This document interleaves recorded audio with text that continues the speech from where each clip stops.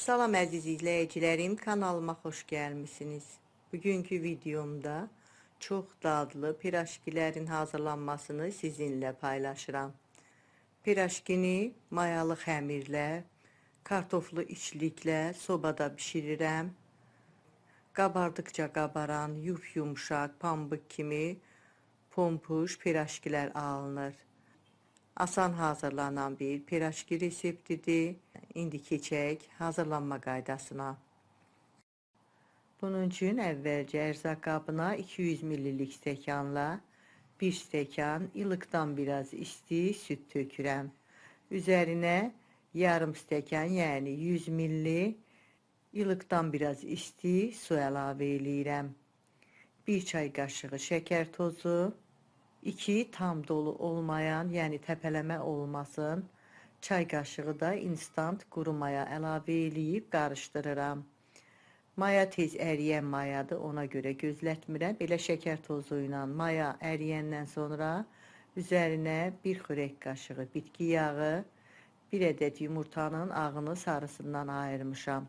Sarısını kənara qoyuram. Sonda piraşkilərin üstünə çəkmək üçün ağını xəmirə qatıram. Yarım çay qaşığı da tuz əlavə eləyib bu ərzaqları da biraz qarışdırıram.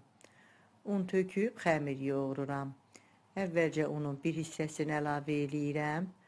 Biraz yoğurandan sonra qalan unu da töküb hazır olana qədər xəmiri yoğururam. Xəmir üçün 5 stəkan un istifadə elədim. Stəkan ölçüsü 200 ml-dir. Videolarımda həmişə qeyd edirəm, unun çəkisi növünə görə, yumurtanın ölçüsünə görə dəyişə bilər. Ona görə unu hissə-hissə əlavə eləyəndə xəmir yaxşı alınır. Yumşaq, ələ yapışmayan bir xəmir olmalıdır. Sonda xəmirin üzərinə 2 xörək qaşığı qədər otaq temperaturunda yumşalmış kərə yağını əlavə eləyirəm. Yağla da bir yerdə yağ xəmirə hopana qədər xəmiri yaxşı yoğururam. Yağın daha yaxşı xəmirə hopması üçün xəmiri dəzgahın üstünə qoyuram. 1-2 dəqiqədə dəzgahın üstündə yaxşı yoğururam. Belə gördüyünüz kimi hamar, yumşaq bir xəmir alındı. Xəmirin üstünü örtürəm. 1 saat xəmiri mayalandırıram.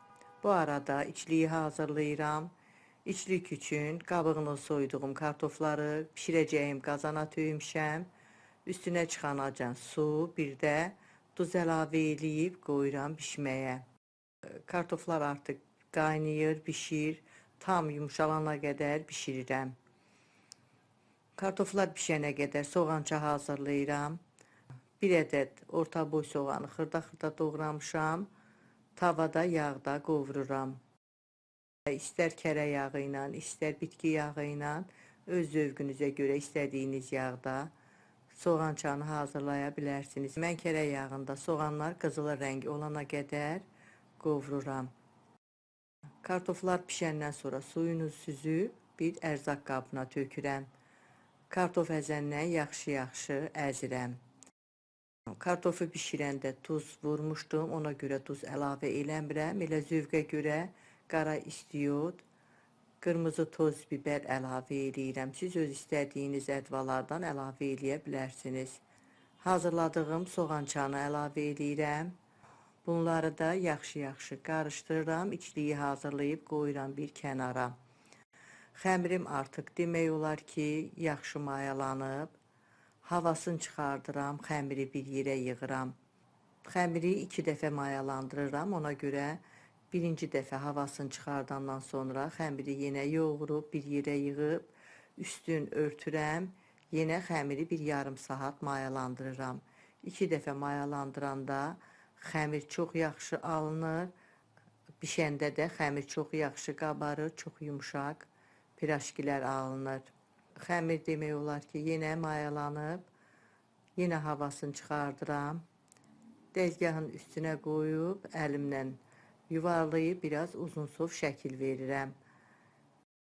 Rahat doğramaq üçün ortadan 2 hissəyə bölürəm. Kəsdiyim hissələri də xırda parçalara ayırıram. Artıq undan istifadə eləmirəm, elə kəsdiyim xəmir parçalarından götürüb əlimlə yuvarlayıb kündələr tuturam. Mən biraz pirajkiləri kündəsini iri tuturam, amma siz sayının daha çox olmasını istəyirsinizsə, xırda ölçüdə də hazırlaya bilərsiniz. Yoğurduğum xəmirdən 13 kündə hazırladım. Kündələri iri un səpdiyim bir qaba yığmışam. Üstün örtüb bir 15 dəqiqədə kündələrin düşməsini gözləyirəm.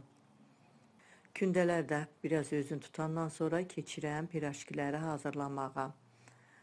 Hazır kündələrdən birini götürürəm. Videoda göstərdiyim kimi oxlovdan istifadə eləmirəm. Elə əlimlə biraz üstündən bastıraraq genişləndirirəm. Hazırladığım içlikdən bir xörək qaşığı xəmirin ortasına qoyub, yan hissələrini gətirib, birləşdirib, pirajkiləri hazırlayıram. Belə gördüyünüz kimi bu qaydada uzunsov şəkildə pirajkilər hazırlayıram. Pirajkini öz zövqünüzə görə uzunsov ya da dairəvi şəkildə də hazırlaya bilərsiniz. Hamısını eyni qaydada əlimlə böyüdüb, ortasına içlik qoyub, pirajkiləri hazırlayıram. Pirajki üçün istifadə elədiyim ərzaqların ölçülərini videomun açıqlama bölümündə də qeyd eləmişəm. Oradan da baxa bilərsiniz. Pirajkinin xəmiri mayalı olduğu üçün bişdikdə qabarır. Bir-birinə yapışmasın deyənə 2 fərqli yağlı kağız sərdiyim formalara yığıram. Üstün örtüb bir 20 dəqiqədə yerində mayalandırıram. İlk hazırladığım pirajkilər artıq yaxşı mayalanıb. Üstünə çəkmək üçün ayırmış olduğum yumurta sarısına 1 çay qaşığı süd əlavə edib qarışdırıram. Yumurtalı qarışımdan xəmirin üstünə çəkirəm. Hamısının üstünə yaxşı yumurta sarısı çəkirəm. Bu qaydada hazırlayıb elə-belə sadə də bişirmək olar, amma bişdikdən sonra üstünün daha gözəl olması üçün mən ortasına küncüt əlavə eləyirəm, yan hissələrinə də çörək otu.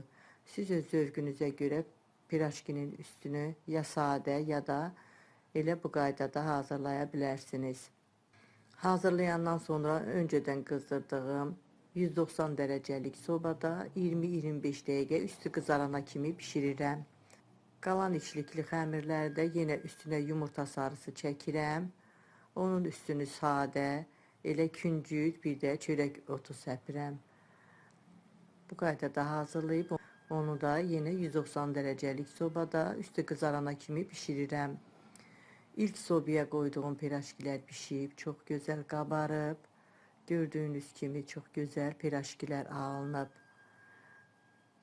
Digər pirajkilər də yenə eyni qaydada çox yaxşı qabarıb, çox gözəl pirajkilər alınıb. Çox yaxşı pirajki xəmiridir. Xəmiri bu qaydada yoğurub, istənilən fərqli içliklərlə də bu pirajkidən hazırlamaq olar. İstənilən fərqli içliklərlə, qiyməklə, kələmli içliklə, fərqli içliklərlə də bu pirajkilərdən hazırlamaq olar. Qabardıqca qabaran yumuşaq, pompuş pirajkilər alınıb. Siz də hazırlayın, əminəm çox xoşunuza gələcək. Hazırlayacaq olan hər kəsə öncədən nuş olsun deyirəm. Əgər bu videomda sizin üçün faydalı oldusa, izlədikdən sonra videonu bəyənməyi, şərh bölümündə öz fikirlərinizi mənimlə bölüşməyi unutmayın. Sağ olun, yeni videolarda görüşənədək.